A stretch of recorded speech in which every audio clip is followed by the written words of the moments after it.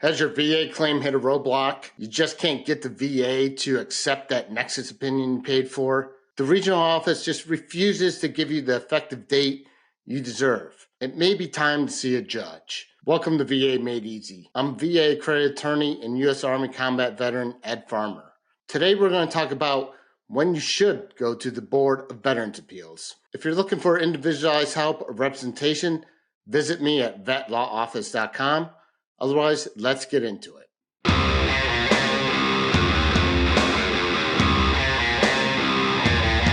Now, I know in several of my videos in the past, I've talked about how you should avoid going to the board at all costs. And that's because it takes 3 to 5 years from the time you appeal to the time you get a decision. However, there are some instances when you don't have a choice but to go to the Board of Veterans Appeals. And that's what we're talking about today.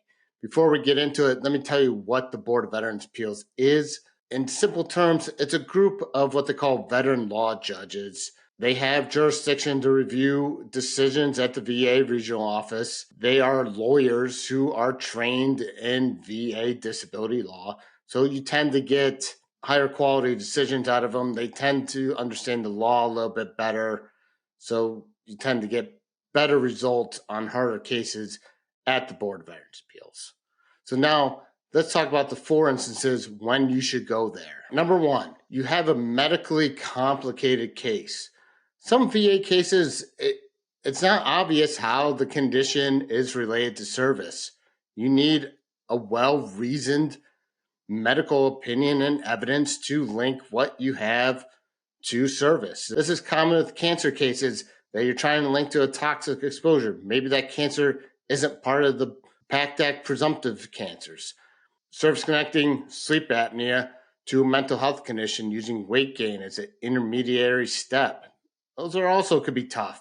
There's just some medically complicated cases that the VA regional office employees just have trouble wrapping their minds around. Bring it to a judge. These are lawyers. They have experience looking at medical evidence and seeing how it's related to that injury. They tend to give more attention to private medical opinions at that level.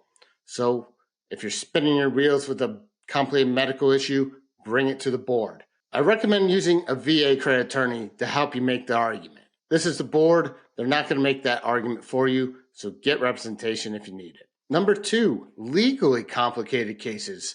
So we talked about medically complicated cases. Sometimes you have a legally complicated issue. Believe it or not, there are some legal issues that the regional office level employees just don't understand.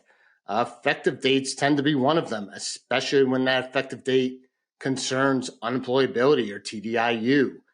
Presumption of soundness, presumption of aggravation, they always get those analyses incorrect.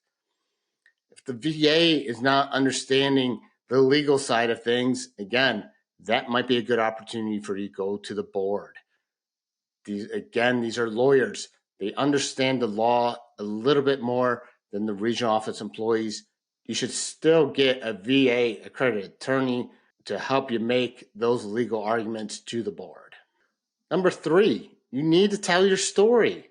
Sometimes the only way you're going to be able to win your case if you have a hearing in front of the judge where you get to tell your side of things. Maybe the only evidence you have of the in-service event is your own testimony. Maybe your PTSD symptoms don't come through as strongly on paper as they would in person. Sometimes a hearing with a judge is the only way you're going to get relief. Yes, a hearing has the longest wait time, but sometimes it's worth it. Telling your story is the only way to win. Then take it to the board. Again, get yourself a VA accredited attorney who could help elicit that testimony you need to win that case. And number 4, you're just spinning your wheels at the regional office.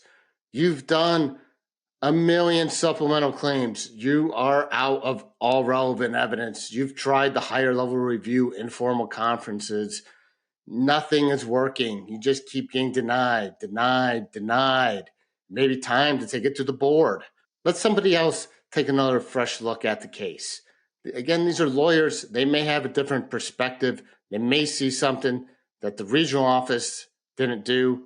And as I've always been recommending, get yourself a VA accredited attorney to help you make that argument.